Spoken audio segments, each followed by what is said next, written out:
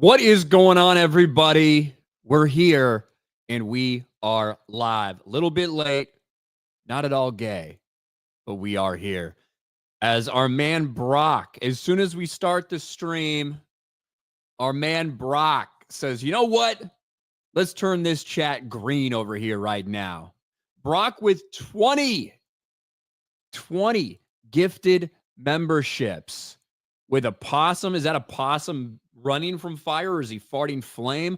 I don't know exactly what the hell is going on there, but thank you for dropping a bomb, Brock, with 20 gifted memberships. Hell yes. The legend,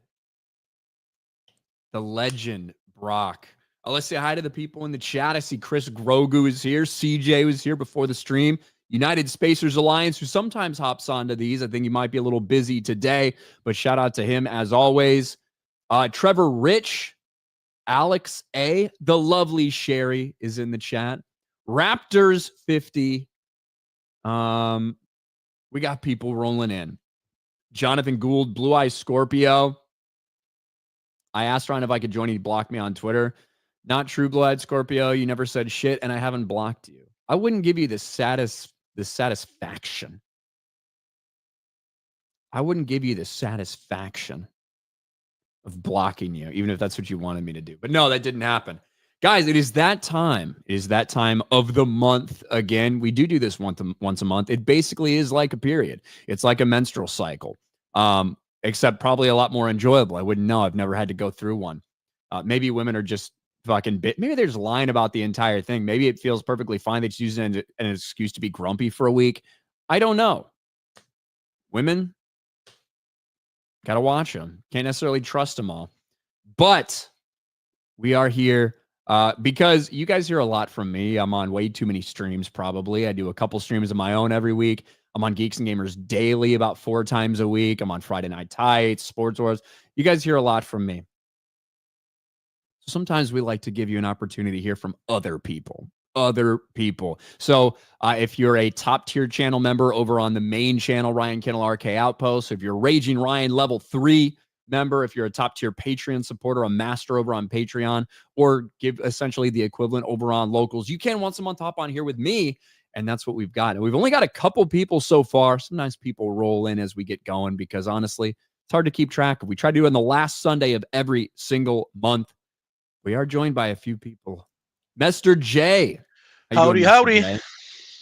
How are you? Yeah, I'm fine. Long weekend. I've been watching the entire draft, all 7 rounds, until like 5 o'clock in the morning, Fridays and yesterday. All 7 rounds.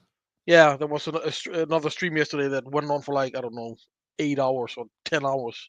I just had it in the background to see the reactions and what people thought. So yeah, I've been looking forward to it. I was lucky to be on the evening shift this week, so I saw Thursdays until 5 o'clock. Then I saw the second and third round Friday, and the rest of it I saw Saturday. So yeah, that's early in the fucking morning for you, bro, over there in Europe. So yeah. But it's once a year, and you just gotta plow through it. Just it's gotta be. It's a highlight of my NFL season and my year to watch the draft. So there you go. Yeah. Happy with the Chargers picks? I was a bit, as I said to you earlier, the first round pick, I was a little bit surprised, but Harbaugh being what he is, a running back man, can't hold it against him. Let's see what he does. We got some wide receivers and some pass protection, but well, let's see. They know more about this than I do, so I hope they did right. Yeah, I think Hampton's going to be a beast. So we'll see. We're also joined by Gabriel Knight. What's up, Gabriel? Not a whole lot. Also, just been watching the NFL draft and NBA playoffs and enjoying the Andor hysterics online the past week. So it's been a fun week. Yeah, I don't think that it's I don't think that it's a stretch to say that the conversation surrounding what some people view as the worst thing ever and some people view as kind of a nothing burger in Andor has been much more entertaining than the first 3 episodes themselves. It was a slog. And look, I've talked about Andor before in terms of I think that some of the things they did in season 1 are some of the best things that Disney Star Wars has done. I think a lot of the other shit is, I think there's some awful shit in there too. But I think people were expecting a lot more than what the first 3 episodes gave them. And I think there are a lot of problems with it. I think there was a lot of wasted time. I don't think it's for, I don't think normal fucking Star Wars fans or normal really gives two shits about it. But I think it's just a very mediocre show. Like the Andor shows think it's like The Godfather or something like that. It's not. It's just a very mid show in my opinion. I kind of agree in general. It's like a tale of two thing. It's like a tale of two shows because I think there's some things that they do specifically with Luthen that are actually like just even like take Disney Stars aside, I think are actually very good in terms of a lot of the spy shit. I think it's really well written. I think it's acted particularly well by Skarsgård. Like I think it's like there are some good things in it. Sure. But that's about, but the other half of the shit I think is terrible. I think Diego Luna is not a leading man for this type of show. I don't think his character is particularly compelling at all. I think a lot of the Mon Mothma stuff is stupid to the point of being nonsensical at times. Right. There's a character like Cyril where I think the first half of you see from him is actually really interesting and intriguing in the first half of season 1, and they do nothing with his character, and now he's just a pathetic cuck. So mediocre, I think, is a good way to describe it. That doesn't still mean that it's not probably the best Disney Star Wars show that they've made. I think it is. I was just about to say that. But that's a very low bar. It's the only show where you've heard generally it's okay. Right? It's not catastrophically bad like the rest of the dog shit they've produced. It was a show that it's decent, it's a little bit bad here, a little better here, and that there were things that you could actually say, okay, if they work on this, if they improve that, we can actually have a decent watchable show. That's what I've personally denied myself watching it because I refuse to watch anything Disney Star Wars that's been made in the past, let's say 12, 14 years. I simply refuse. I don't want to because I just get angry. It pisses me off, and my day's ruined. Respect. Respect it. It's, it's going to be interesting to see when the actual ratings come out. I know the first batch of kind of Illuminate projected ratings, but that only was like the first 2 days of its, 5-day debut. So it's tough to really judge based off that. I don't think it's going to do particularly well in the ratings. I don't think it's going to move the needle. And I like some of the principles that they like in terms of if you told me, hey, we have this story about this, a spy thriller, not really a thriller, a show about essentially spies that is set during this time in the lead up to the rebellion, talking about the terrible things the Empire is doing and kind of normal everyday people, how they react to it. In principle, you tell me that, I'm like, I'm fucking down for that. Like, that would be really cool for me. But I don't think that's the view of a lot of, in general, Star Wars fans. And I think the ideas are much better than the execution at times. And yeah, I don't know, dude. No, the problem is they got somebody writing this that doesn't even like Star Wars, apparently. I mean, yeah, that's a problem. Yeah. In Gilroy? Yeah. I've heard a lot of people say that. I guess I've never seen like the specific quotes or whatever. Where he said that. That is something that people have said. Right? That is something that I've heard people say. But I haven't seen that anywhere. I also saw the headline floating around when people were trying to make it seem like Tony Gilroy said that, is he implying that all of our mothers are raped or something? It's like, no, it's not what he's saying. So I don't know. I would love to see that quote about him like hating Star Wars or something. Because I have heard people say that. Yeah, it may not be hate, but I thought just he was kind of ambivalent. I thought I read something where he initially saw it on and he said that he immediately regretted doing it or something. So maybe that's where that's coming from. I don't know. Maybe. Yeah, I would love to see that. I see Star Wars Marvel Purist. He's a huge fucking Andor fan, to be honest. Star Wars Marvel Purist, the biggest Andor fan I know. likes it more than Mauler, likes it more than anybody I know. Says Andor is fucking trash. That TIE Avenger bastardized Disney lore or not would have fucking exploded at least half a dozen times in that opening sequence. It took a lot of, I think it was a little excessive the amount of times it was hitting everything. Now, when you see him shoot a lot of holes through the door, so it's very little metal on that door before he comes actually bursting through. My bigger problems were at the speed at which he was kind of knocking into some of the mountain ranges as they were going through. I think that's a bigger, I think that's a bigger, like, okay, is this really what we're doing? Than the crashing through the door sequence. Our man, Buford T. Justice, doesn't have a damn single thing to say, but drops a $50 super chat. Puts down a fucking 50. It says, here I am, motherfucker. Thank you, Buford. Why is it every time I see his name, I hear the music from Smoke in the Bandit?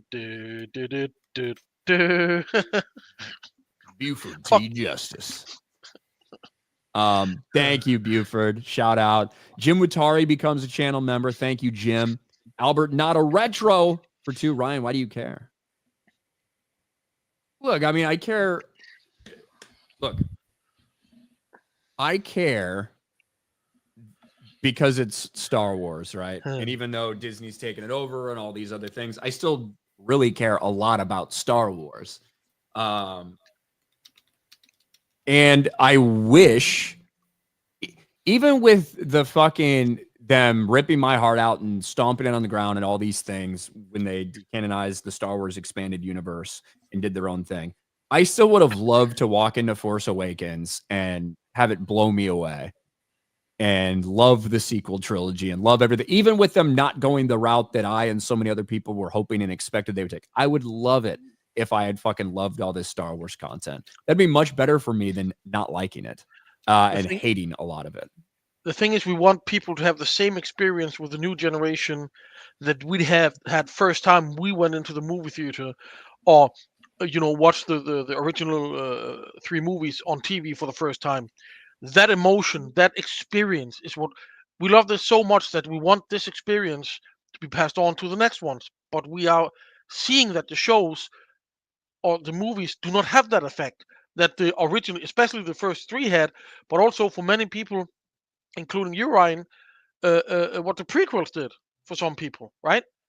This is what we wanted. This is what we love, and this is why we fucking care, because we spent 40 fucking years on this shit, and God knows how much money and hours and months and days on books and games and comics and whatnot. This is why we care, because we spent all this time, and we're invested in it emotionally, and we want you, the fans out there, to feel the same. That's why. Yeah, for sure. 100%. Arrakis Central. What's up, man? Dune Awakening comes out 10th of June. I was granted access to the creator beta preview. Got a bunch of videos up from Friday. Very cool. I know a lot of people have been didn't that get delayed? I feel like it was supposed to come out a little earlier, but maybe this has always been the original date. June 10th, Dune Awakening. I know some people have been very interested in that game. So go check that out for Arrakis Central. Oh, Albert Nadarech, I was mocking that troll from a while back. Oh, yeah. I don't remember every person that's ever trolled me, but thank you for the reminder, Albert. What, you don't have a list? I don't know if I could sustain that list. And then golden nuggets for a pound. That would be a lot for me to keep up. It was pushed back a month. Okay, that's what I thought.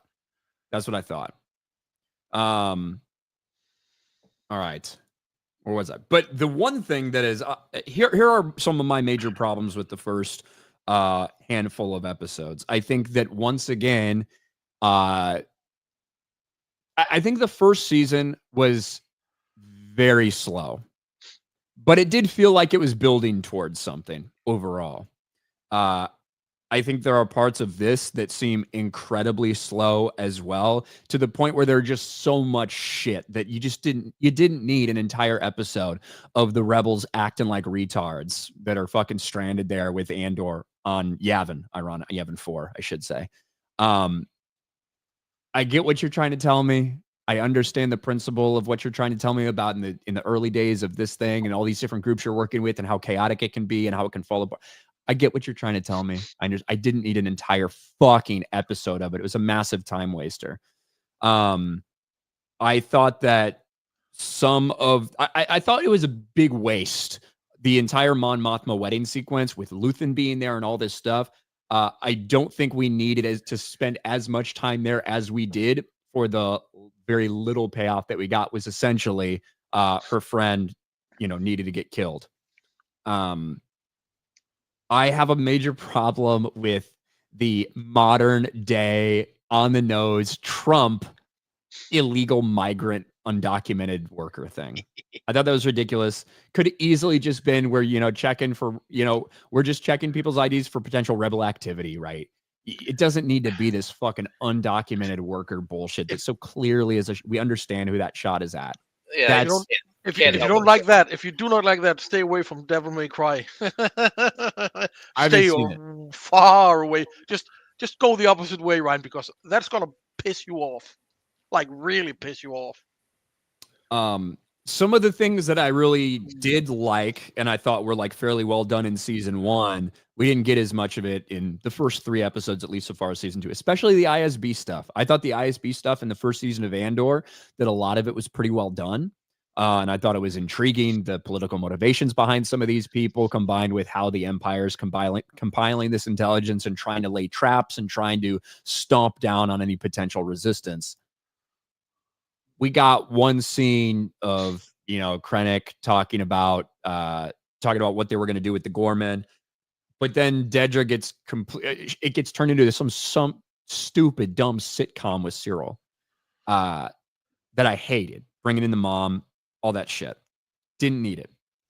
I would have much rather just liked to see her actually doing something at work. But the one scene that got all the attention and a lot of the criticism was an attempted rape. An attempted rape scene. I don't know. You haven't seen it, have you, Mr. J? Nope. No. As I said, okay. I refuse. Okay, yeah, you would not watch it. Gabriel Knight, did you watch that? Yeah, sadly I did, against my better judgment. I've been fucking putting my opinion out there on this whole thing. I want to hear from you. How did that scene come across to you? Were you outraged about it? Do you think it went too far? All that stuff? I mean, I think it was a little bit too far in having to say the word rape. Maybe you didn't need to go that far, but I mean, as far as actually what happened, like, no. I mean, I do think it was overblown. I mean, again, this is supposed to be a little bit more adult show, and it wasn't like it was, like this X-rated scene or like that scene of The Sopranos where Melfi gets jumped in the garage. There's nothing on that level. So, yeah, I think the problem is a lot of people they haven't read the books and the comics and stuff. So, just seeing it for the first time on screen in Star Wars is just a little jarring to people, and that's kind of what caused the uproar. But no, me personally, I didn't think it was a big deal. I thought it was nothing. I also think there's like multiple facets to the argument. I think there's some people that think that every single Star Wars thing needs to come out has to be directly appealing to basically to like 12-year-old boys, right? Right. I don't necessarily agree with that. In terms of your big projects and shit like that, I 100% do think that that's where you should go when it comes to the big movies that are released and all that stuff. However, I think there's room in the universe to tell, stories that are meant for a much younger audience, like whether it's, very young junior novelizations of things, whether it's little baby fucking Jedi Knight Adventures or whatever the hell that stupid show is, right? I think there's room in this universe to tell stories for a lot of other people.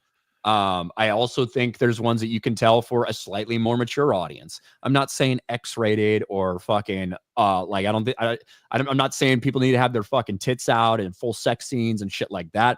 But I 100% think that a little bit darker shit is perfectly acceptable in this universe where we know really bad things happen all throughout the galaxy. If you watch the 2 first episodes, the 2 first movies, they're clearly not for children. A New Hope and The Empire Strikes Back are clearly not made for children or young teenagers. It didn't change until we got to the third movie, and everything was about, let's please the kiddies now because we got to sell fucking toys. The first two movies were made for a more mature and adult audiences, and the themes were also in there. But after that, it's been for kids and kids and kids. Jar Jar Binks and all this bullshit is put in there for the fucking children, right? And now people have gotten used to this idea that, okay, we are making Star Wars for a young audience, where Star Wars maybe never was meant to be for a younger audience. And this is a universe controlled by an evil empire, and they're said to be the most evil people in the fucking universe. What do you expect in a system like this? Of course, shit like this happens. Yeah, I mean, Revenge of the Sith. I mean, you got somebody burning alive on screen. I mean, yeah. I mean, we saw in the first one, like we didn't see them while they were alive, but we see right. Owen and Beru's like fucking burning skeletons. Yeah. Right. Like, and Star Wars has always been meant for a universal audience. I mean, yeah, it's got things that play to kids' elements, but it's got stuff that plays to to all age groups. I just think that I do feel like we could have a different conversation if they showed an actual rape. Okay. Right. Yeah. Like if we watched in real time Bix getting raped, I do think that that's a little bit different question, like for us to like talk about in discussion point. It was nothing, right? It was quite literally nothing. He didn't even kiss her. He grabbed her hand. She backs away.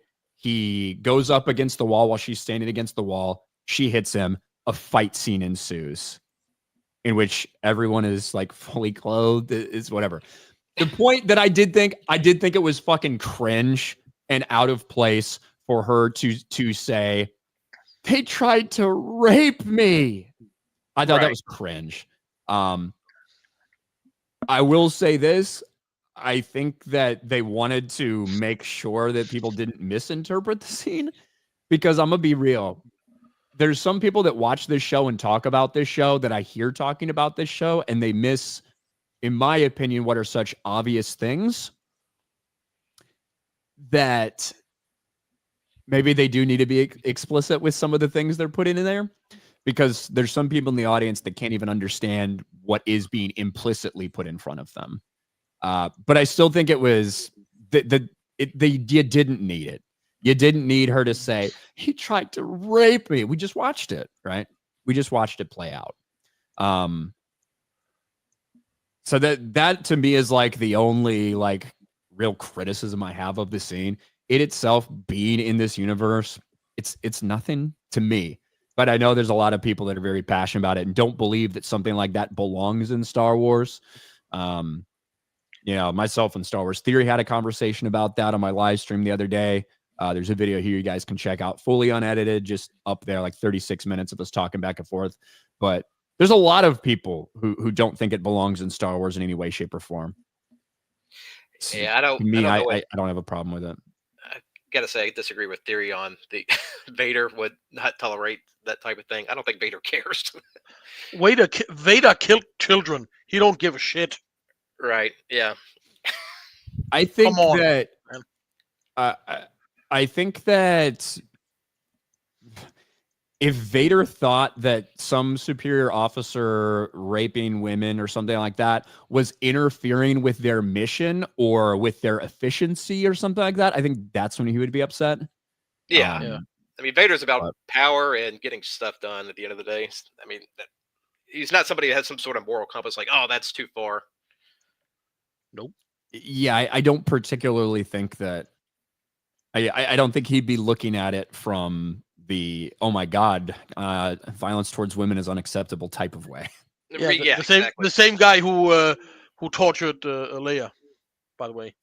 Yeah, exactly. On the Death Star. So yeah, he has no problem with it. And Han too. Oh yeah. Yeah, but to me, the Princess Leia sequence in like to say that themes about any type of sexual assault haven't existed in Star Wars before, that's just not true. I don't even want to talk about the multiple times in the expanded universe, because I know a lot of people either don't think it counts, even though it's all controlled by Lucasfilm. Some people haven't read them and just don't care, whatever. let's just stick within the fucking movies, right? Let's just stick within the movies, and Leia being imprisoned, forced to wear a slave bikini, I or was a metal just thinking bikini, about it. I was just chained thinking up, about it. licked by Jabba forcibly for his own self-gratification. Like, all of these things are themes of like what they're implying. I hope everyone understands what they're implying is sexual assault. So the idea that these themes are never present is whatever. There are some people that are then arguing, well, it should just be implicit, not explicit. Well, we didn't explicitly see anything in this. We saw nothing, in fact. The theme of potentially what could have happened was there, but we didn't see it happen. So, like, I just don't, I don't get it.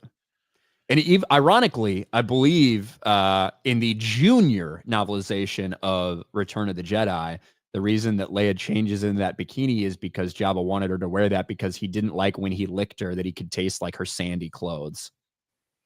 And that's in the junior novelization of Return of the Jedi, by the way.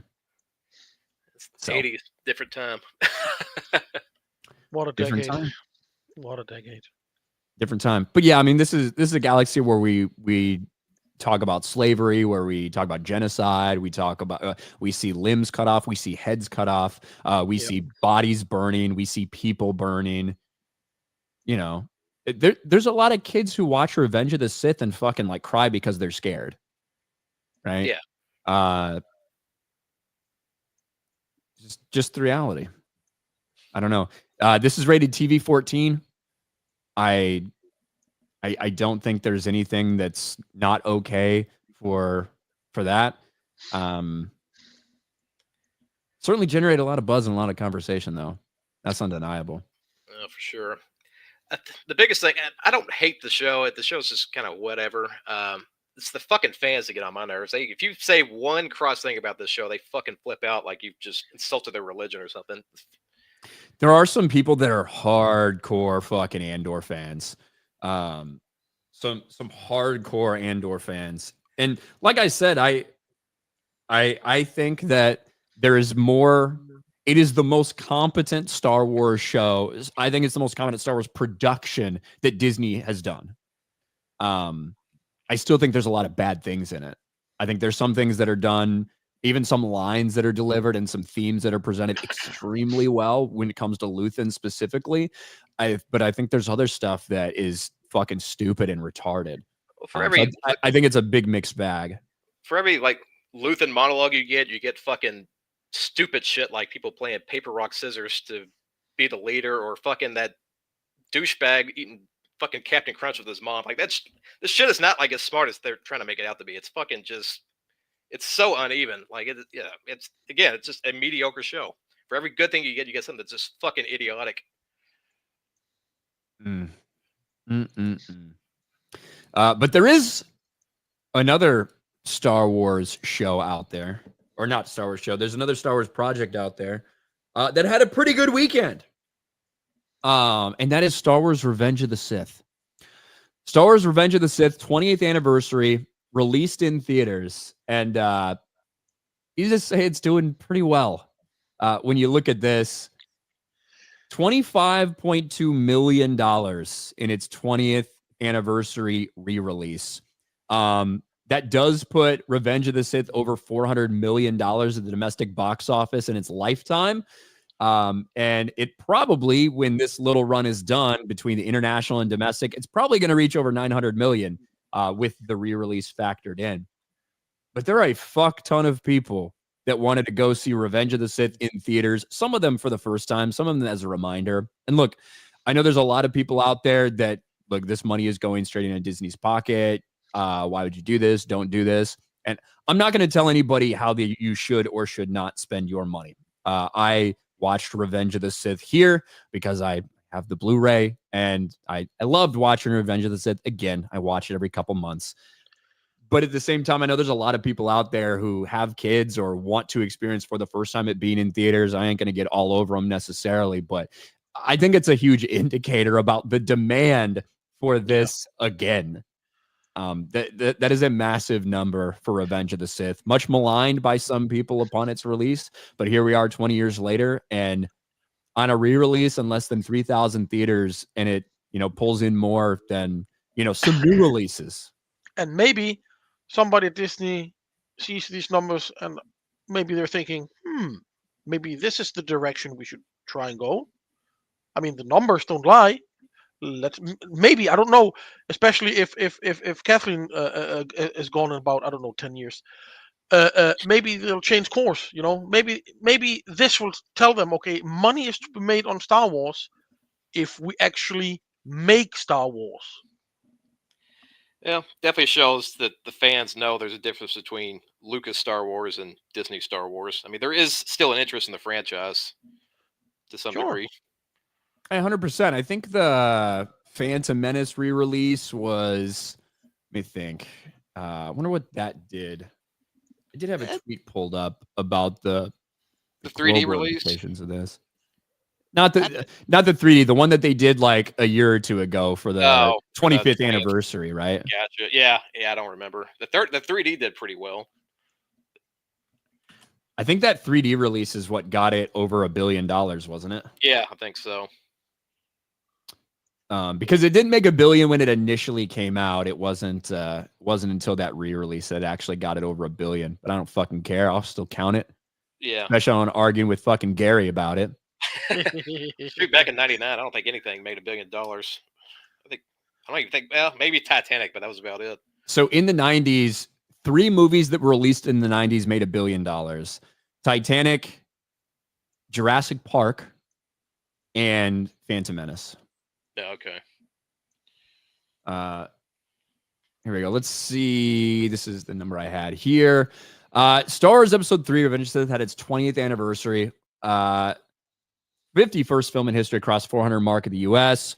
25.2 re-release 3-day weekend, beating Titanic's 15th anniversary, and the biggest since The Lion King's $30 million 3D 2011 re-release. I actually do remember that Lion King re-release when they did it in 3D. But why the fuck would you want to watch it? Why would you want to watch it in 3D? I don't know.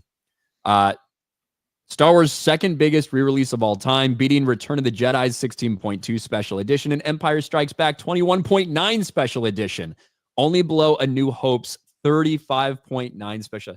I had no idea those were so fucking big. Those, because you got to factor in, those are 1997. So with inflation, it probably doesn't beat any of them, to be honest with you. I mean, the legendary black box that came out that everybody had, it sold like fucking shit. And if you want to buy it today, it's first of all fairly hard to find, and it's quite expensive. But that sold a shit ton. That box, and that came out. Was it 98 or 99? It was late 90s, early 2000s, I think. It came out. The DVD that was a pre Blu-ray, so I think it was a DVD box, and that sold a shit ton. Yeah, it's doing numbers though, and obviously there's a lot of people that are interested in seeing it. I totally get the people who say I'm not going to spend my money on this. This is going directly into Disney. There's some people that say, hey, we should go to this and show Disney that this is what we want. Ultimately, I don't think this is enough money one way or the other to really sway Disney too much, just in the grand scheme of things, for something like this. And like I said, I totally understand those arguments that people have for not wanting to go see it. However, to see a lot of people out there that did get to go maybe with their kids or something in the theater, I think it's cool in terms of them getting to have that experience with their kids, because regardless of how big your TV is or whatever you have, there's nothing like seeing it in a theater.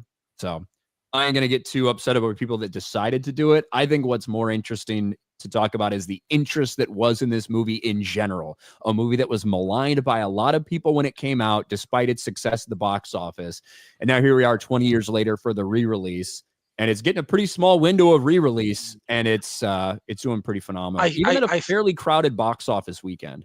I think it is due to Disney's shit that they put out, that people actually realized, okay, this wasn't maybe as bad as we made it out to be, because they can now compare it to real dog shit, which is, the sequels and everything else more or less that Disney has put out. And hindsight is 2020, and member berries, and people were young back then, and now they think, oh, that was back in my youth, and I remember the hype that was, and maybe we hated it, and that maybe wasn't really fair, and as you said, as a real Star Wars fan, going in with your kid the first time, giving your own child that experience that you might had with your father, if you were the one lucky enough to watch the originals in the movie theaters. This is what Star Wars is about, and I do hate and I did hate on the prequels, because I still to this day passionately hate Jar Jar Binks. He should not have been in that movie. The I'm not a entire big race. Jar Jar guy. I still to this day cannot fathom why George Lucas thought that was a good idea. Look, But when hey, Phantom Menace came out, I was 11 years old. I was the perfect age for it. yeah, Right.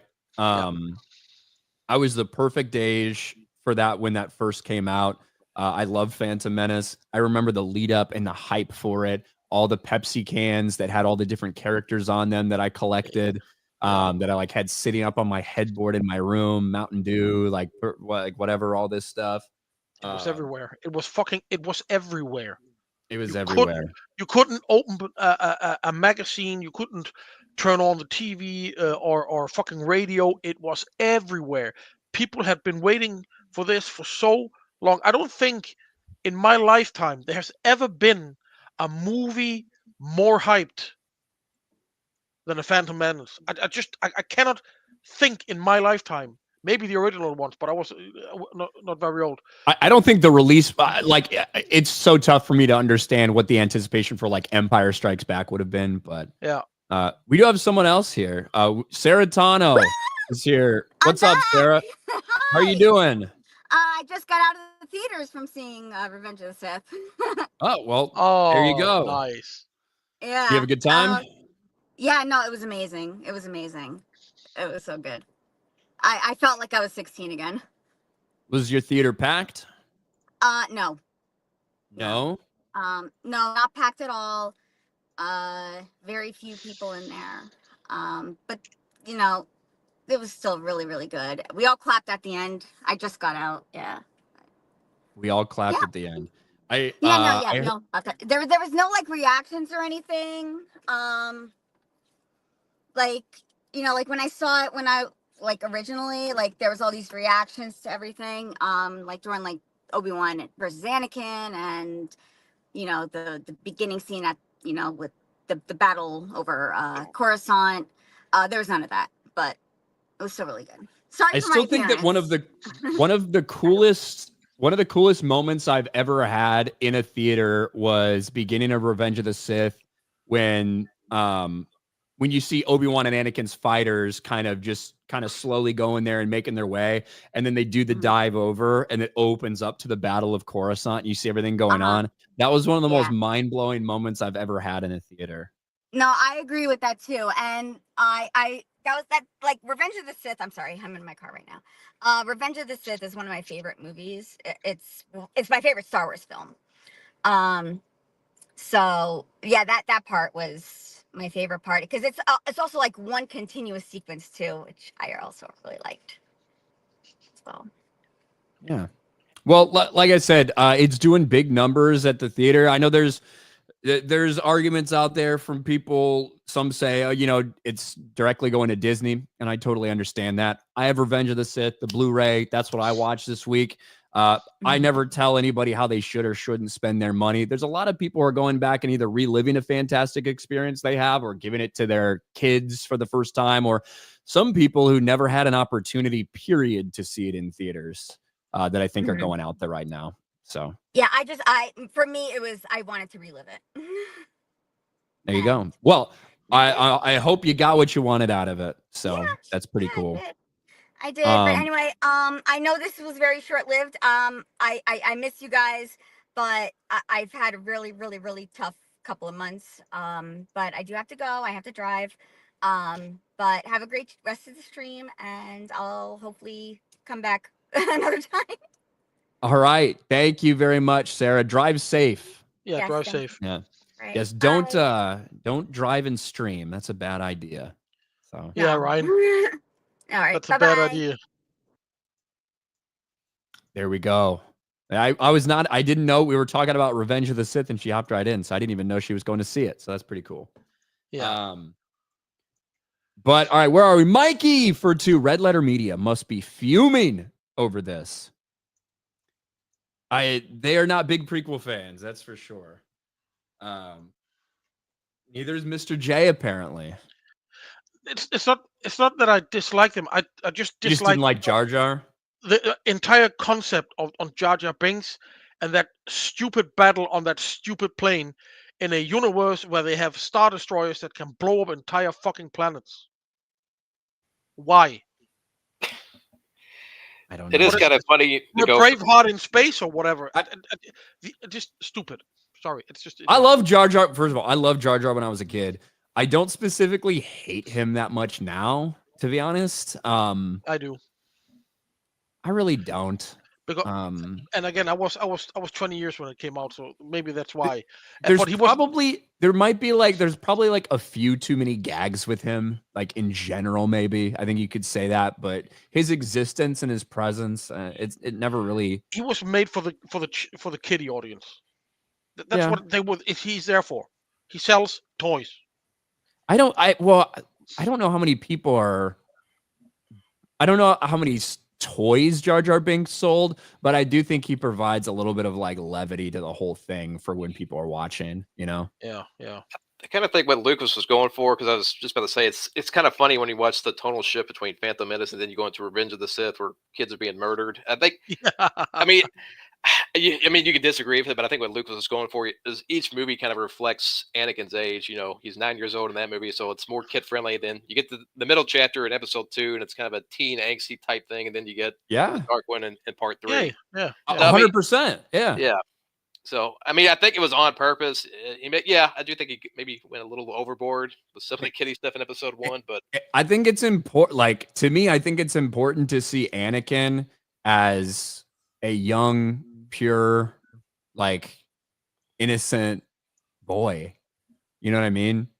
And you realize that all these factors that went into his growing up and what happened and how long it took the Jedi to find him and all these things and all these decisions along the path that create this domino effect that make him particularly vulnerable to somebody like Palpatine to be able to manipulate him. So yeah, I mean, Lucas has said like he wanted to show just from the start, like Anakin was not evil from the beginning. He was a good person, and he wanted to show, how does a good person become corrupted?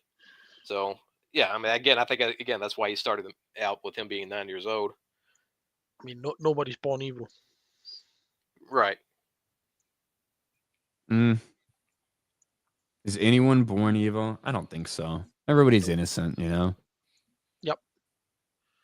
But one time you like cry out of turn, that's it. You're done as a kid. Yep. You get Anakin. Dark side. And like I it's bringing up this whole conversation from Andor. Like we see Anakin go into a room to kill younglings, and then I hear arguments like, "But they didn't show it. They didn't show it." It's like, well, they did. Like Obi-Wan and Yoda come back to the temple, and they discover younglings murdered on the ground. They have scenes of them, of Obi-Wan looking at them, and like, who would do this? Who would do such a thing? So. I guess it's right. Like we don't see Anakin stab a young child. We see the young boy die, right? Right. We do see the clones kill the young Padawan, right? That defends Bail Organa as he's leaving. Well, but we do see the start. We see them laying dead on the ground. And so that's why I would have asked for all these people that said they liked the way that the child murders were depicted. Would it have been better? Say we actually had a rape in Andor. Would it have been better to have a scene with him walking in there and being like, "I need something from you, and I'll let you go," and him like starting to take off his clothes, and her backing away and saying, "No, please." And then a couple scenes later, we cut back to it, and he's walking out of the room, zipping up his pants, zipping up his shirt, and she's laying on the floor crying because she had just been raped. Is that like acceptable because they didn't actually show it, right? I don't know. I don't know what people's rules are for these things anymore. I will say that I do think the original trilogy are the better movies, but the prequel trilogy tells a much more interesting story Ooh. Than the than the original. originals. Yeah, because it goes. It's all about how does a democracy become an authoritarian government, and how does a good person become evil. Whereas and I love the original trilogy. The original trilogy is basically kind of a fairy tale of sorts. I think that I don't know if it's just as easy enough to say that, because the prequels obviously feel like a much bigger, more built out world and universe. Yeah, But a lot of that they're able to do because of everything that they laid the groundwork for in the originals as well. yeah. If he had told this story first before he told those, I feel like we would probably feel a different way potentially about them. But I know what you're saying though.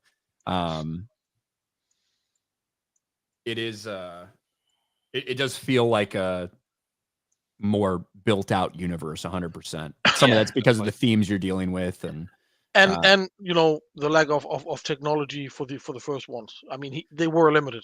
yeah. And For what also, they could do. after the originals came out and Lucasfilm had a bunch of authors write a shit ton of stories in the Star Wars universe called the Star Wars Expanded Universe, they had a multitude of books and comics and games and all these things to draw from to continue to build out that world. And a lot of those things they put into the prequels. Did you hear that, Disney? Oh no, you didn't. Well, they still use it. They just bastardize the ideas.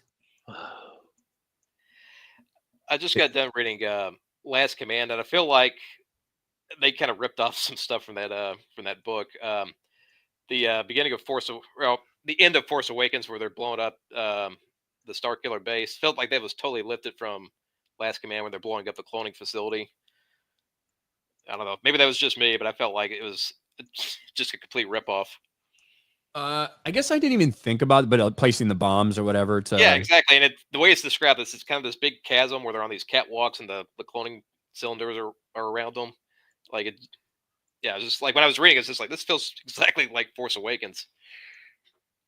I thought I guess that didn't even necessarily come to mind for me. To me, it was just the more obvious, like carbon copy and paste from a New Hope or Return of the Jedi when they need to take down the Yeah. shields. Do you know what I mean? Like, Yeah. of like what their intention was for that. That's what it felt like more to me. Sure, But I didn't even think about that from them trying to destroy at Wayland the facility. So maybe indeed. But yeah, to Mikey's, Red Letter Media must be pissed. Yeah, Red Letter Media famously did not like the prequels. I think they made hilarious videos about them, even though I disagree with a lot of their takes on it. But I did think the videos were very funny. Were very funny. Didn't they actually show the Tuscans graping Shmi? I am so sick of hearing the word grape this week. Like, I get it, and I totally get it. I have censored rape when I put it in the title of a video because I didn't want it to get limited monetization. So I put R asterisk PE. But I hate the use of the word grape or whatever. And I get it, but that tells me like how sensitive we are about the whole fucking thing that we have to do that as well. And you're probably doing the same thing, Mr. P, to actually make sure it doesn't get like, taken out in the YouTube comment section or whatever. I understand some of the things about it. But yeah. Didn't they show the Tuscans raping Smee? They act without seeing the actual action, just the aftermath and Anakin's rage. I don't know. Look, there's a lot of questions about why exactly they would keep her alive around that long, like for weeks and weeks. Why would they keep a prisoner around that long? There's some lore stuff about the Tuscans that make me question whether, because they don't like bear skin, right? Like bear skin offends them, like all this shit. So it does make me question a lot of different things, but there's obviously a lot of room to draw conclusions about what happened to her while she was there the entire time. So why else would you drag someone around and keep them alive for that long, especially in the desert? Don't know. Gavin Free None. I think the Old Republic era is by far the best, though I'd rather it remain in obscurity before Disney gets their hands on it. Yeah, I always get asked these questions, right? Would you like to see an adaptation of New Jedi Order? Would you like to see them do a movie based on the Old Republic stuff?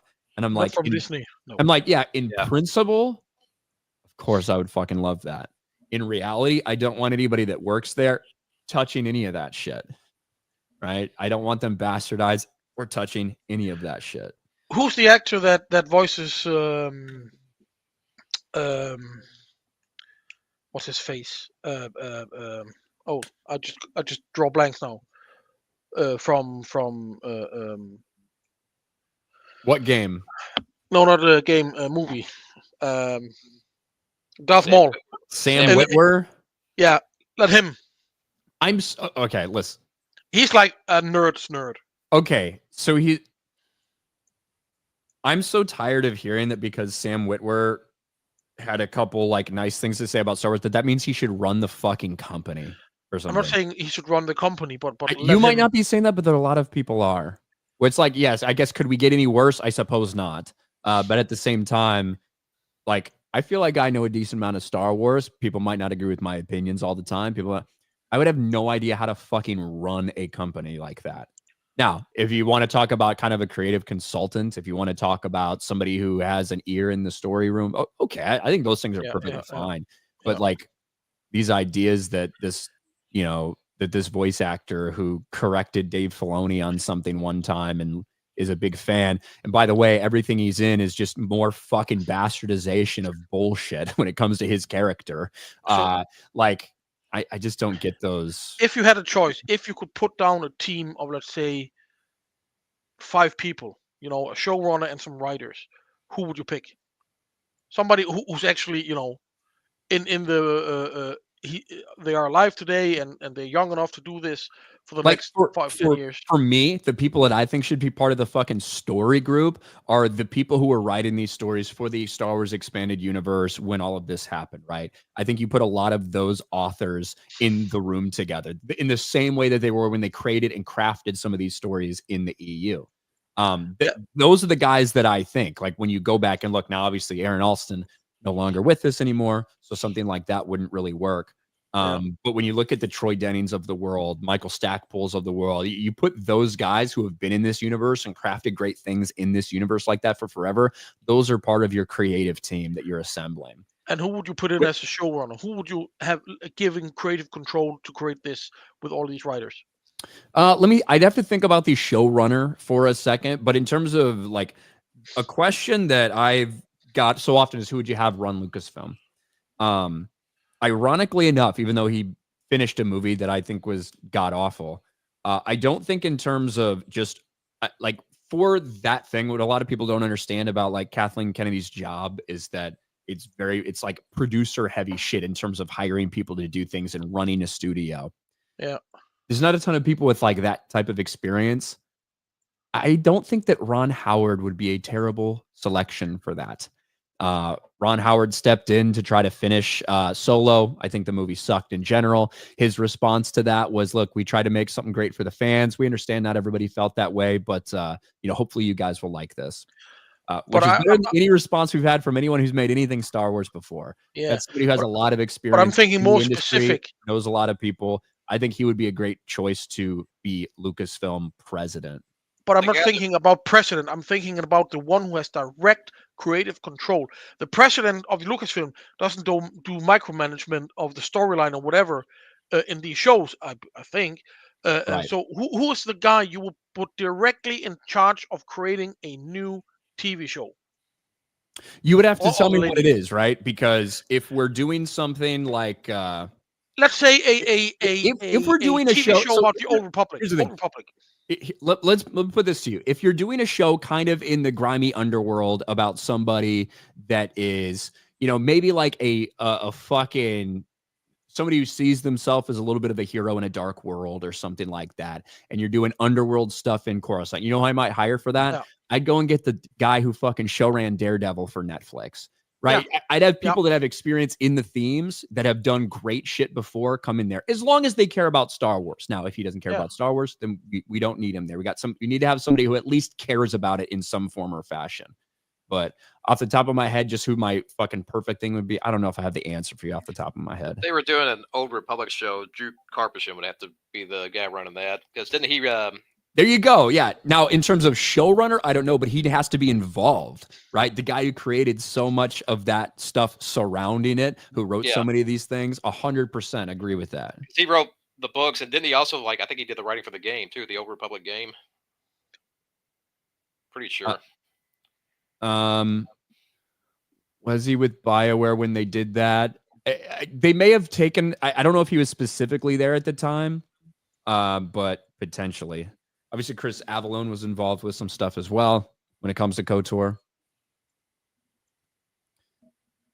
Gavin Free None. People have gotten so desperate they aren't looking for anyone who seems like they aren't retarded when they're looking for anyone who seems like they aren't retarded when they just may be a wolf in sheep's clothing. And every time I say this is not, I'm not trying to like bash Sam Witwer or anything. I think he's a very talented voice actor. I think he really loves Star Wars, and that's awesome. I just, when we're like being like, this guy should be in charge of everything because he said one good sound clip, and we're like, that is how desperate we are, right? That is a good indication of how desperate we are. Panic and Skyfaller. Ryan, would you say your crash out the other day was implied or shown? Shown. And I didn't crash out. If you guys think that's me crashing out, I do that about once a fucking week. The thing that pisses me off more than anything else, more than Disney taking over Star Wars, is when I think people are retarded. In every aspect of life, whether it's at a fast food restaurant, whether it's in the fucking drive-thru, whether it's on Twitter, when I think there's people that are being absolutely fucking retarded, there's pretty much nothing that like triggers me more. So I don't think there'll be any stopping that at any point in time. People throwing out James Lucino, 100%. Lucino's done some great entries. Plagueis book's probably my favorite overall, honestly. Plagueis, I mean, that's a lot of people's favorite one.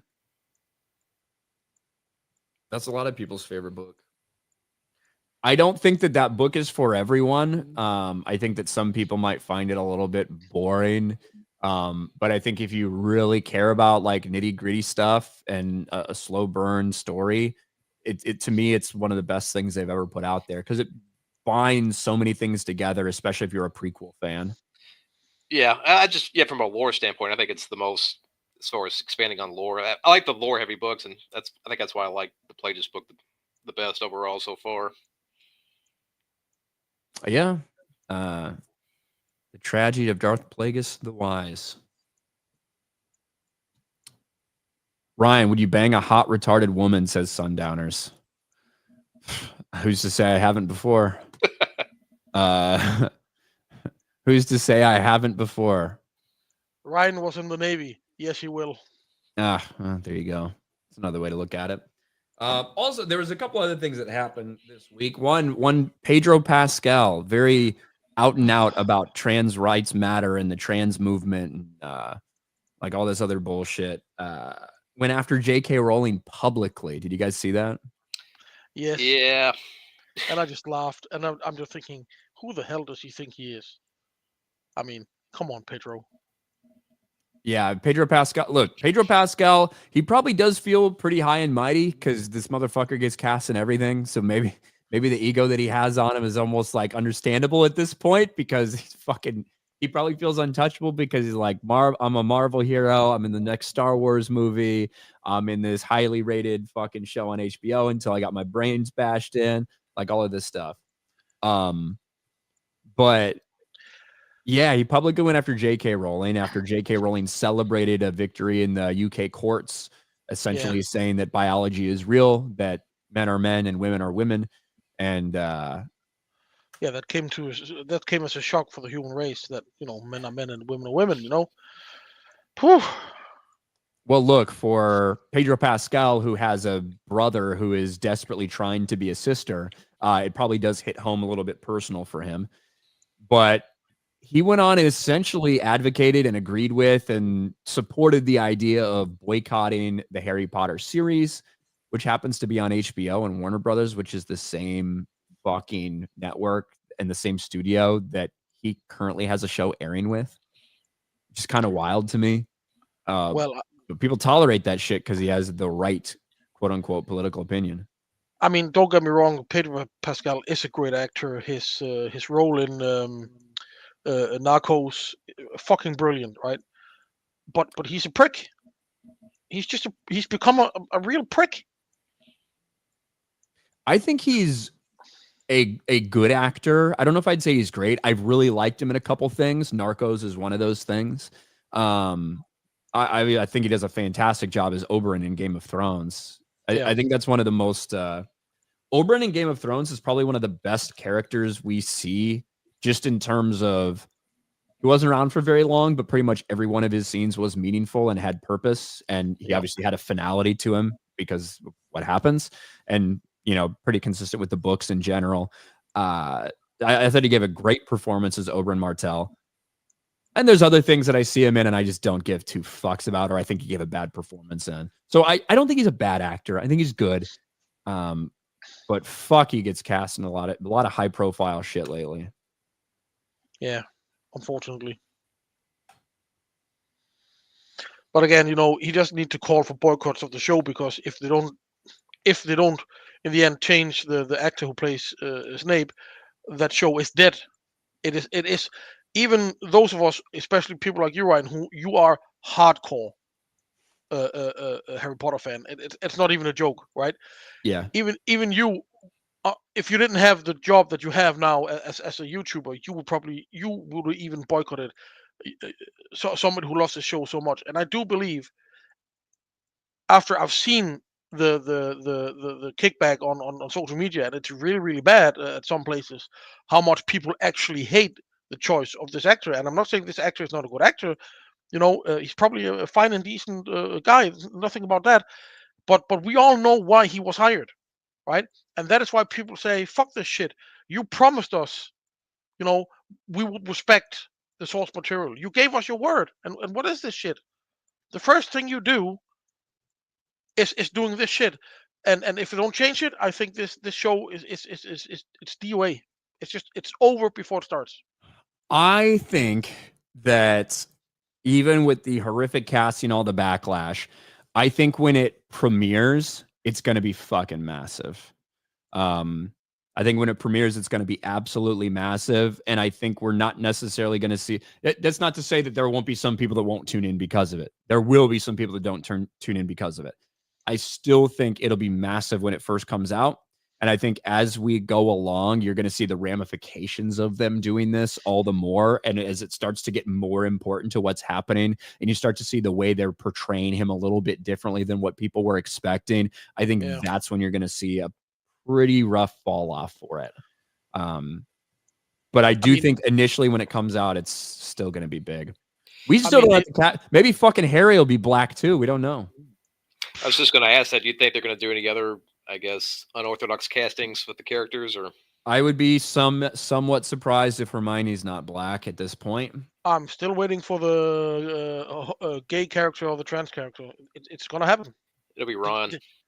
They just can't help themselves. They just can't. So they're going to do it, because nobody's in there saying, "Listen here, you fucking idiot. Stop this bullshit. Let's get a normal person in here." Right? No. Let's have a transsexual, colorblind, deaf Hermione sitting in a wheelchair. Whatever. Well, they might actually do that to try to, I guess, lighten the blowback from J.K. Rowling. So it wouldn't surprise me. I wish I had some idea of how she felt about any of this. She's too busy counting her millions of dollars. She probably doesn't care. How could you not care at all? Yeah. And it's one thing to not comment on it, not make any comments on it before they've announced the castings. They've now officially announced the castings. And there wasn't a retweet, there wasn't a story, there wasn't a goddamn thing. about her characters being brought to life. And Warner Brothers went out of their way to be like, yes, we're excited to be working with J.K. Rowling. And obviously she's listed as an executive producer for the thing because of the rights for the characters. But when it came to the first movies, she was fairly involved, especially in the casting process, and had a lot of rules for the casting. One of those rules we know for sure of, her biggest rule is already not happening with this show when it comes to the casting of Dumbledore being an American and John Lithgow. And I love John Lithgow, great actor, but please do not put an American in these movies. Well, these aren't movies; it's a TV show, but just how TV shows, TV show. I do think I'm not as opposed to it. Like, as long as a fucking American can pull off a good British accent, I don't particularly care. He can. But that's something she really cared about. Now, he's done Winston Churchill. He's been doing plays on the fucking West End and shit. Apparently, people feel really good about his British accent. So that is what it is. But it was very important to her in the movies that they didn't have Americans. They just wanted very authentic British casting. Well, back then it was a different world than it is today, you know. Yeah, I guess authentic British casting. You got a lot of fucking Allah Akbar around now. Huh?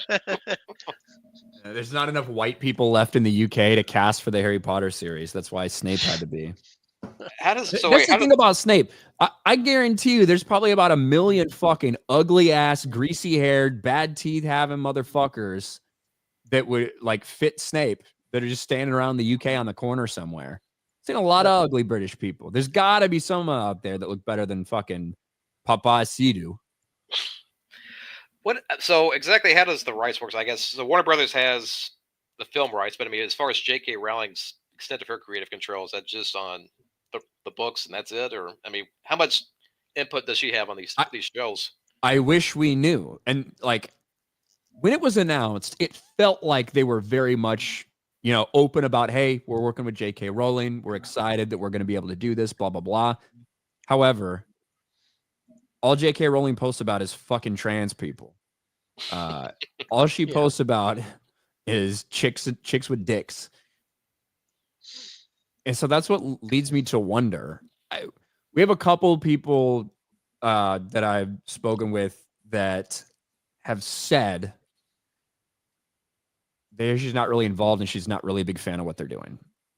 But if that was the case, I don't know if she would necessarily say anything against it, right? Her own thing. She probably wants it to be as big as it can be, whatever. But she also hasn't said anything supportive of it at all.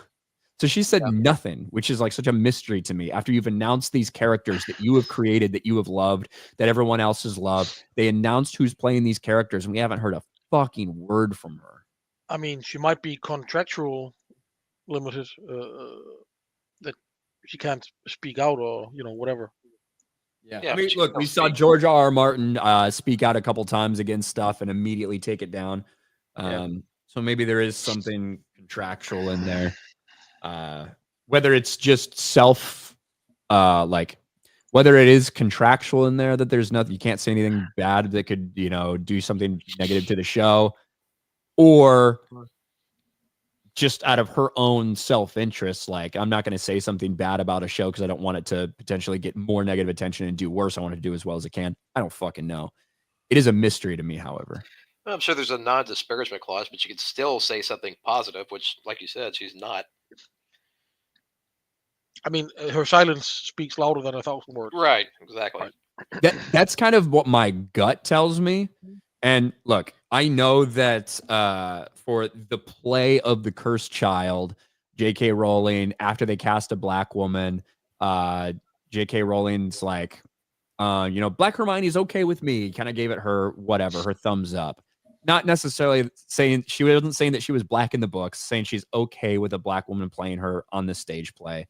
I get that. Snape is a different story. Snape is basically her favorite character. Snape is one of the first characters she fleshed out. Snape is the one that's described physically more often than potentially any other character, maybe other than fucking Harry. And it would be a little bit surprising to me with as much fucking woke shit as she's done over the years and as a proponent of all this stuff, whatever. It would be shocking to me if she was just like, yeah, this is totally cool. So I don't know, though. I wish I had some idea. Let's ask her. I can't wait to see Snape's dark mark. You can't.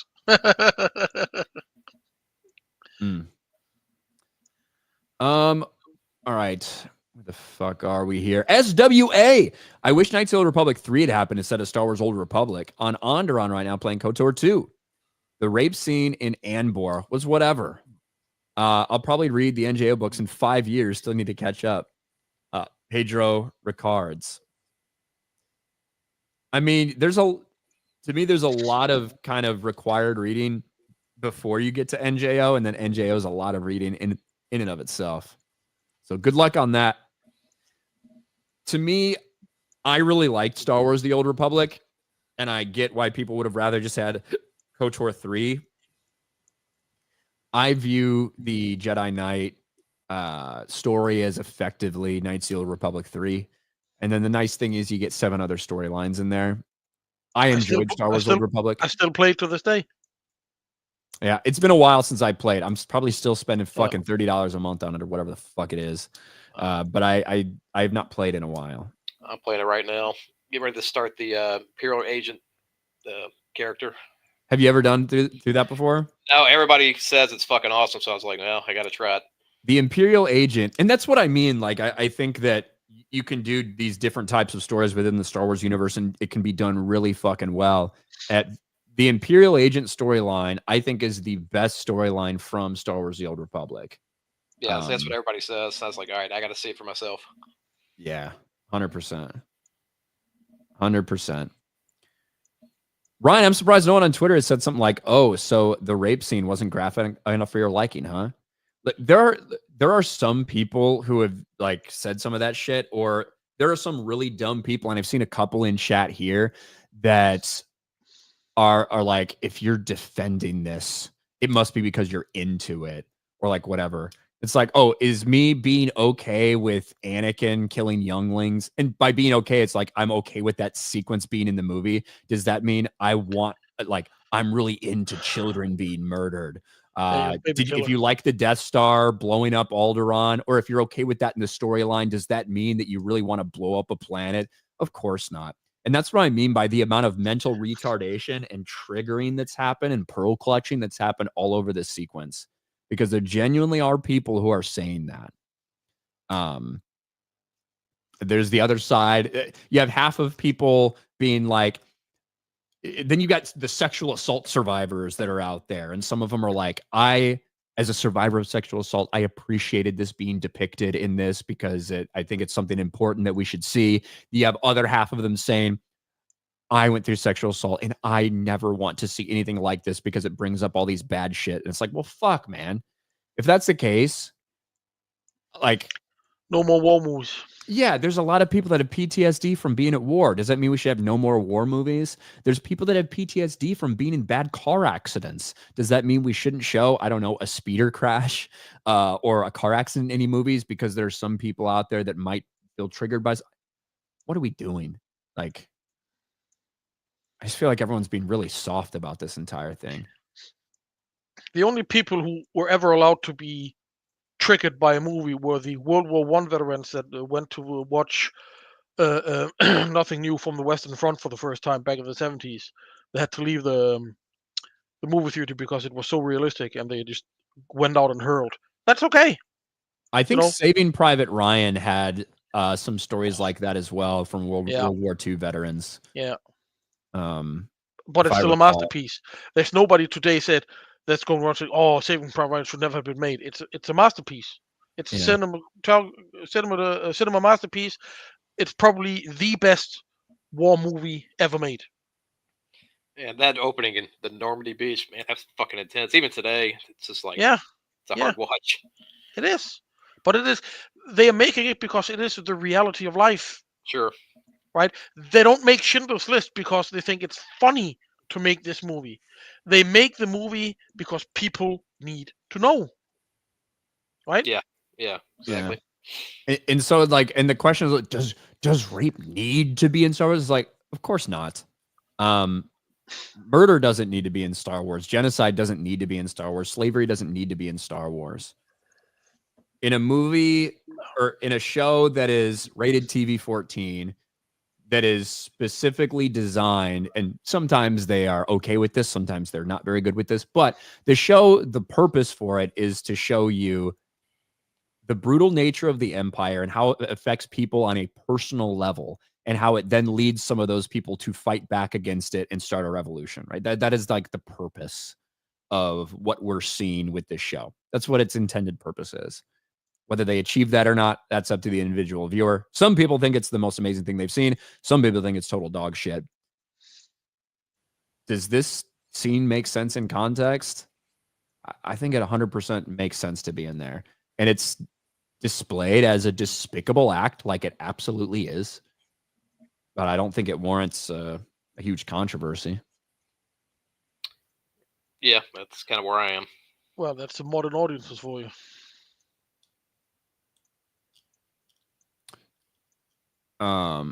I question the fake outraged Disney Plus subscribers who cry about this non-rape scene. What kind of parent allows their kids to access Disney Plus if that scene offends them? Agatha runs around bare gay kiss scenes. Yeah, and look, we have like Daredevil Born Again. I'm pretty sure that's rated mature, right? For all the language and like all this other stuff. Look, if a show's rated TV 14, here's the thing.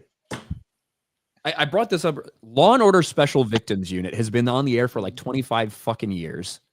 It is a show that talks about rape and depicts rape and sexual assault, sometimes in minors, right? Like that show's been on the air for 25 years. What is it rated TV 14? So the idea that nothing even happened in this, it was just the attempt, and it was not graphic in any way, shape, or form. How is this what's like upsetting? I think there are it was people. There are Shad. people who just there's people out there who just want to see lightsabers and Star Destroyers, and you know that for them that's what Star Wars is: lightsabers, Star Destroyers, Jedi's, and Sith. Period. Yeah, I think it was Shad. I said on FNT that compared to that scene and Robin Hood and Prince of Thieves for the sheriff like that. Yeah, it's nothing. Not even it was tame compared to that. And that was a movie they made kids' toys for. I agree, and I was worried about Shad because I did not know what his take about it. I fully went into FNT because I hadn't heard anybody else's takes on it on the panel. I didn't know anything that was going on, so I fully expected to be fighting the entire fucking time. And it didn't turn out that way. Everybody pretty much did feel like it was kind of a nothing burger as well, which I was relieved because I felt like I'd been fucking angry enough the past few days before that. So that was a pleasant surprise that Shad was on my side for that. So yeah, if Shad says it's okay, then everybody just calm down. Yeah. Law and Order and Star Wars have two radically different audiences. I agree, Mayor EO, but this show is not made for the general Star Wars audience. I think that's even depicted with its rating in general, but also the way it's been marketed and everything like that. And I think it's okay to have shit that's not always to your specific super normie. I think where they go wrong is spending so much money on something that is not made for normies. You can't do that. You can't cut off. It'd be the same as if they spent $300 million on the Young Jedi Knight Adventure thing, which is for babies. It doesn't make any fucking sense. I think it's okay to make more mature content, less mature content, and then kind of what we've always felt Star Wars is. The problem is expecting anyone other than that specific audience to show up. You can't spend $300 fucking million on a season of it. Doesn't make any sense. That's Disney for you. It is. Pedro for Blue Beetle 2. They better not make a Blue Beetle 2. Fuck no. I haven't even watched the first one. First one's I mean, it's not the worst thing the DC's come out. It was not good. It was a bad movie, but we got roasted for making fun of fucking tacos. On a tangent, which would you think is the darkest Star Wars scene? In Iron Fist, when Dia has to shoot Cass and Don in the head to maintain their disguise as the Hawkbats is up there.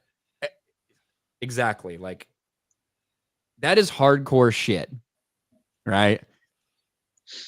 And this takes place in Iron Fist. They're undercover. Wraith Squadron is undercover, pretending like they're a band of pirates to essentially work with Warlord Zinj and infiltrate. And Caston he wanted to take this opportunity, I believe Caston wanted to take an opportunity while they were on this to sneak on board the shuttle and upload some fucking virus that he had made onto their computer so that he could, so that when it jumped to hyperspace and left hyperspace, it would send a signal to let them know where the Iron Fist was, a big superstar destroyer, to help the rebellion out. And he pitched the idea multiple times to multiple different people. Wedge shot it down because they thought it was too much of a risk. We'll see what it's like when we go in one time. If we have an opportunity, maybe we'll do this. He got pissed. He snuck on board anyway. He tried to, he tried to upload it, gets caught. So they bring him up there, and they essentially had something rigged to him, I think, to simulate breathing, so it made it look like he was alive when he was still dead. And they wanted to see, because they were a little suspicious of them. So his other teammates who are still in disguise, they're getting ready, like, what the fuck are we going to do? Zinj hey, shoot this intruder. He's a betrayer. Just fucking kill him. Face is trying to figure out what to do. Kel's getting ready to fight. And yeah, Dia just grabs a fucking blaster and shoots him in the fucking head because she knew that they couldn't fight their way out, that they were dead. The mission was done. Everyone was dead if she didn't do that. That is a brutally dark scene. Darkest Star Wars scene. I mean, obviously, Death Troopers is like a horror book, so that's fairly dark. Red Harvest as well. There's, what am I trying to think of? The Black Fleet Crisis, when Han is getting tortured, and like I think they cut his ear off or some, like the part of his ear off or some shit. That's pretty fucking brutal. A lot of NJO is kind of dark from a violence and torture perspective. A rough scene is when Tun Fannin dies with Face there. That's rough. Dark Knight Rider for 2. Curious if Max's Harry Potter would be part of the theme parks. I do not know. Listen, if they were smart, everything would look the same. Yeah. If they were smart, everything would look the same. Hogwarts looks basically the same. Diagon Alley looks basically... That's what they should do if they were smart for this new series. But they ain't. They're not. They're just not right. There are some arrogant people that wants to try and make their mark to say, "Oh, I came up with this. I made this. This was my change." So you can put it on their CV, and they are going to fuck shit up in this show. I have no doubt in my mind whatsoever. High ping for 5. Would love to see a Bad Batch live action with the right director team. I would rather see a Republic Commando live action, personally. I'm not a huge fan of the Bad Batch characters, but yeah, it'd be good. It would be good.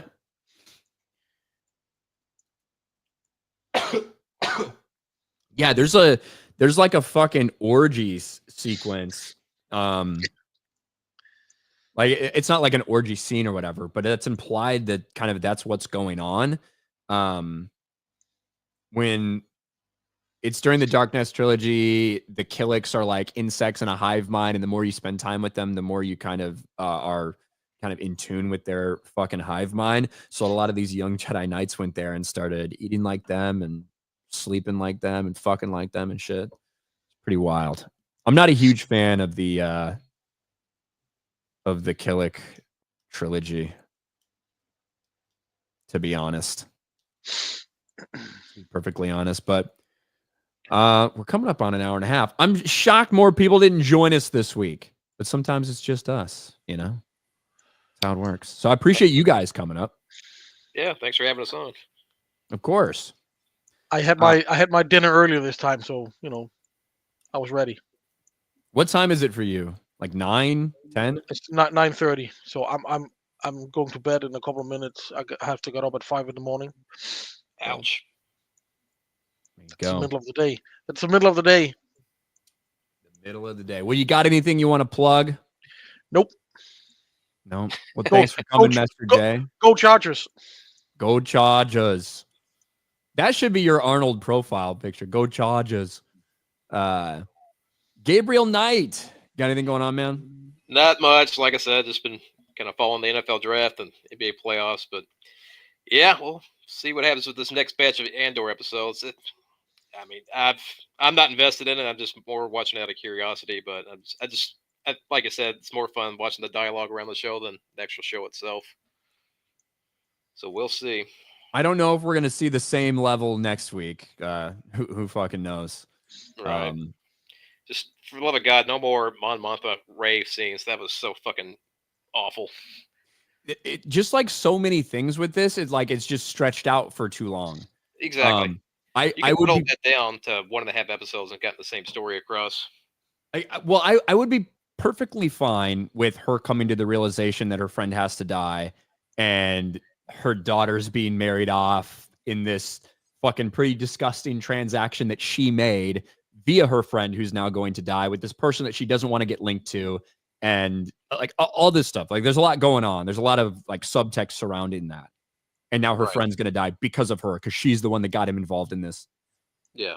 I would be totally fine with a fucking scene of her after coming to that realization, taking a couple shots and like going out there and starting to dance to just like, I'm just fucking disconnecting.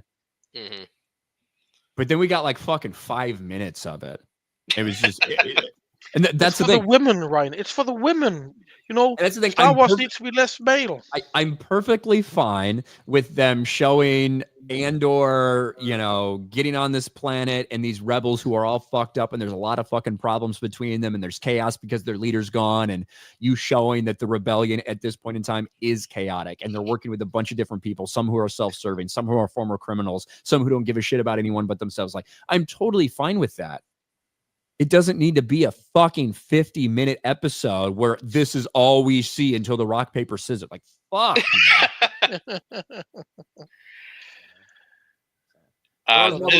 Great stream. I'll try to hop on next month. Yep, we'll see you guys next month. And it is... it's going to be May 25th. That's an appropriate day, I think. May 25th. Oh, yeah. That's a very appropriate day. Better than May the 4th. May 25th is when we'll be doing this stream next month for May. So same time, 2 p.m. Eastern, on a real day that matters for Star Wars. So that'll be fun, actually. Yep. That'll be fun. That means we already know the theme. We know the theme of the stream that day. We'll be talking about Star Wars. Yep. But Gabriel Knight, you do anything? Anyone can find you anywhere? No, just I got a Twitter account if you want to get on there and watch me rant about everything under the sun. But otherwise, no, nothing to plug. Just here to shoot the shit. All right, hell yeah. So this is Darkness and Legacy of the Force were dog shit.